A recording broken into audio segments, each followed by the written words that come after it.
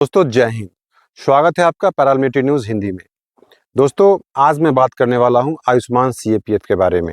Last video में मैंने OPD cover किया था और इस वीडियो में मैं आईपीडी की बात करने वाला हूं, यानी कि हॉस्पिटलाइजेशन पीरियड के बिल को आप कैसे क्लेम कर सकते हैं, उसकी क्या गाइडलाइंस है, गवर्नमेंट अपने गाइडलाइंस में क्या कहती है, आज हम सब जानेंगे।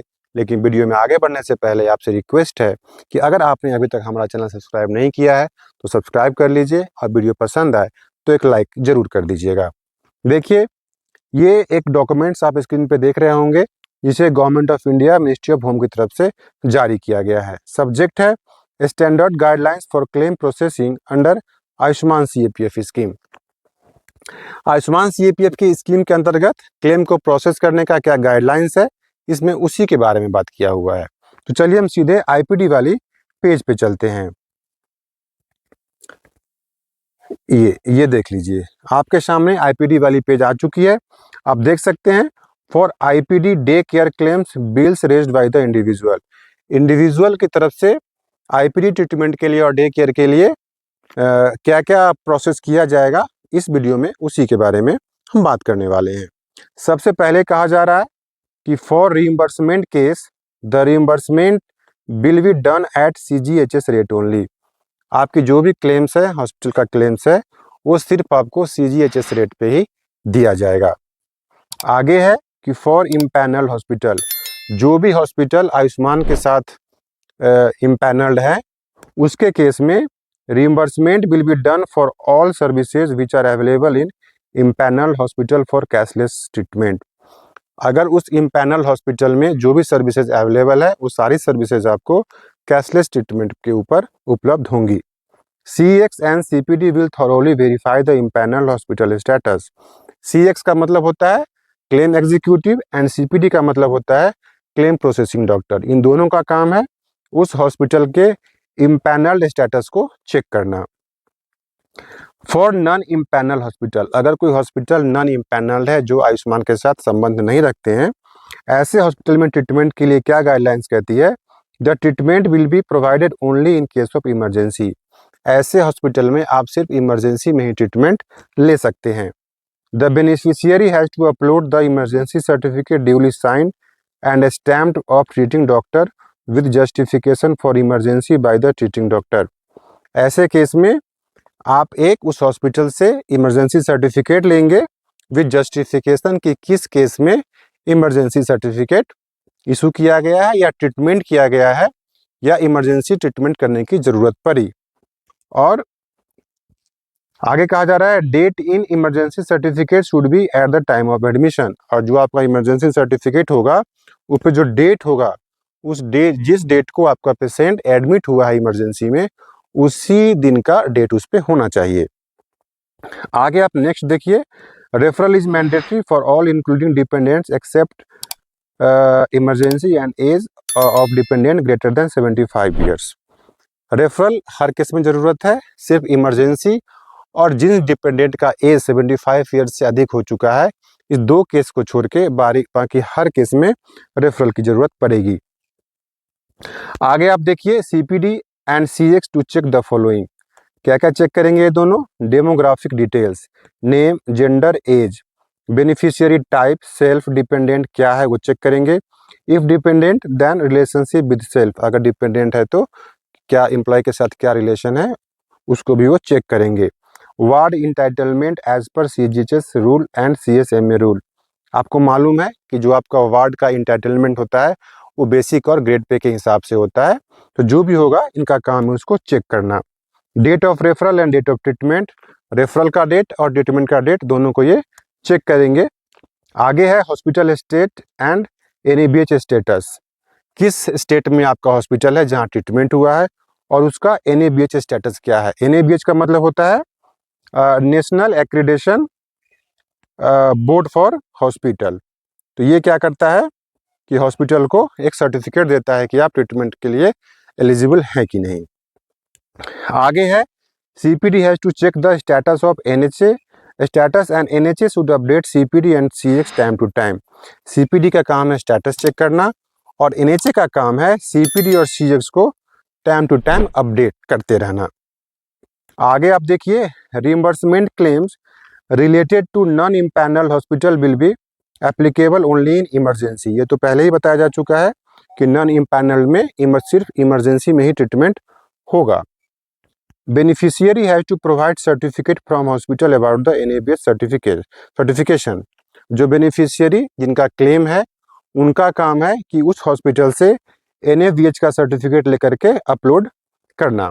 इन such cases reimbursement claims will be paid as per NABH rates of CGHS.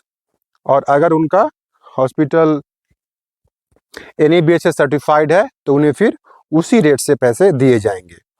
If the certificate of NABH accreditation is not provided, then reimbursement claim will be paid as per non-NABH rates of NABH। अगर उनके पास ये certificate नहीं है तो फिर उसकी जो rate होगी उसी रेट पर उनको रिइंबर्समेंट क्लेम दिया जाएगा। आगे है referral of any doctor of CAPF government hospital mandatory for admission accept in emergency condition. यानी हर केस में आपको रेफरल की जरूरत पड़ेगी, सिर्फ इमरजेंसी को छोड़कर। आगे देखिए, emergency certificate should be issued by the treating doctor. The counter signature of medical superintendent of the treating doctor is mandatory if the hospital is non empanel hospital. आपको एक इमरजेंसी सर्टिफिकेट तो चाहिए ही चाहिए treating doctor का, लेकिन अगर आपका hospital non empanelled है तो फिर उस हॉस्पिटल का जो मेडिकल सुपरिटेंडेंट है उसका भी काउंटर सिग्नेचर की वहाँ पे ज़रूरत पड़ेगी।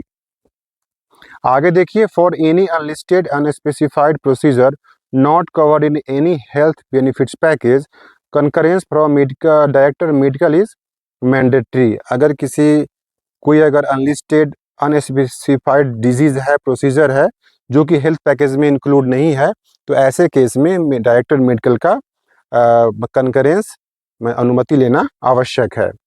Director medical may further take the advice of any committee to decide on that. फिर मेडिकल डायरेक्टर का काम है कि फर्दर वो जिनसे उनको परमिशन लेना है उनसे परमिशन लेंगे और फिर आपके पास वो वापस घूम के उसका परमिशन आएगा। नेक्स्ट है referral of any government hospital CAPF doctor on emergency certificate from the treating hospital with clearly defined reason for emergency admission in is mandatory. जो आप रेफरल लेंगे किसी भी सरकारी हॉस्पिटल से या गवर्नमेंट हॉस्पिटल से या सीपीएफ डॉक्टर से या इमरजेंसी सर्टिफिकेट, तो उसमें रीज़न पक्का देना है कि किस रीजन से मतलब कि एक किया जा रहा है या इमरजेंसी सर्टिफिकेट किस रीजन से इशू किया जा रहा है। आगे है, in case of new born baby up to the age of 6 month treatment will be in the name of mother and claim should be processed further accordingly. अगर किसी का डिलीवरी हुआ है तो ऐसे केस में 6 महीने तक जो उस बच्चे का जो क्लेम है वो मदर के नाम से ही प्रोसेस होगा, लेकिन उसके बाद the Ayushman card is mandatory after 6 month of age. फिर उस बच्चे का जब 6 महीने का एज पूरा हो जाता है तो उसका फिर आयुष्मान कार्ड बनाना यहाँ पे मैंडेटरी बताया जा रहा है।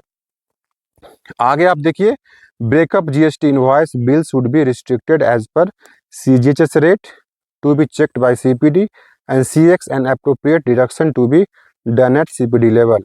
जो आपका बिल होगा, जो आप बिल क्लेम करेंगे, उसे कहा जा रहा है कि सीजीएचएस रेट पे ही दिया जाए, रिस्ट्रिक्ट किया जाए, और ये चीज़ सीपीडी लेवल पे और सीएक्स लेवल पे चेक किया जाए इस चीज़ को। आगे है, where the package rate of CGHS for any particular transaction exist then only package rate will be applicable. अगर बोल रहा है कहीं पे अगर सीजीएचएस का कोई पैकेज अवेलेबल है तो वहाँ पे उस पैकेज रेट पे ही ट्रीटमेंट किया जाए। CPD to check a scanned copy of Ayushman CAPF card which should be clearly visible and readable. Both black and white colored copy are acceptable. CPD का काम है आयुष्मान कार्ड का स्टेटस चेक करना कि वो विजिबल और रीडेबल होना चाहिए। The relationship of the dependent with the government servant must be clearly mentioned on Ayushman card. जो गवर्नमेंट सर्वेंट के साथ डिपेंडेंट का क्या रिलेशन है वो क्लियरली मेंशन होना चाहिए। If not then CPD should demand a fresh dependent certificate. अगर ऐसा नहीं है तो वो बेनिफिशियरी से एक फ्रेश डिपेंडेंट सर्टिफिकेट मांग सकते हैं और वो अपने ऑफिस से इसे लेकर प्रोवाइड करेंगे। नेक्स्ट देखिए क्या कहा जा रहा है, breakup bills invoice should be restricted as per CGHS rate to be checked by CPD and appropriate deduction to be made at CPD level. जो भी बिल है ये तो पहले ही बताया गया है कि वो सिर्फ आपको CGHS रेट पे ही दिया जाएगा। फॉर IVF ट्रीटमेंट एज पर latest CSMA rules and CGHS guidelines, जो भी IVF के केस में जो भी गाइडलाइंस MA रूल और CGHS का जो गाइडलाइंस कहता है, इसे ही के हिसाब से आपको क्लेम दिया जाएगा। तो ये था एक पूरा प्रोसीजर कि अगर आपको IPD का ट्रीटमेंट लेना है, डिपेंडेंट का या खुद का, तो आपको इन सारी बातों का ध्यान देना अति आवश्यक है, नहीं तो आपका क्लेम रिजेक्ट हो सकता है। ये जानकारी कैसी लगी आपको कमेंट करके ज़रूर बताइएगा, और इसी तरह की वीडियो के लिए और अर्धसैनिक बलों से जुड़ी सारी अपडेट्स के लिए आप हमारे चैनल से जुड़ जाएं। वीडियो पसंद आया हो तो वीडियो को लाइक करें, अपने दोस्तों के साथ शेयर करें। मिलते हैं नेक्स्ट वीडियो में, तब तक के लिए शाइनिंग ऑफ, जय हिंद।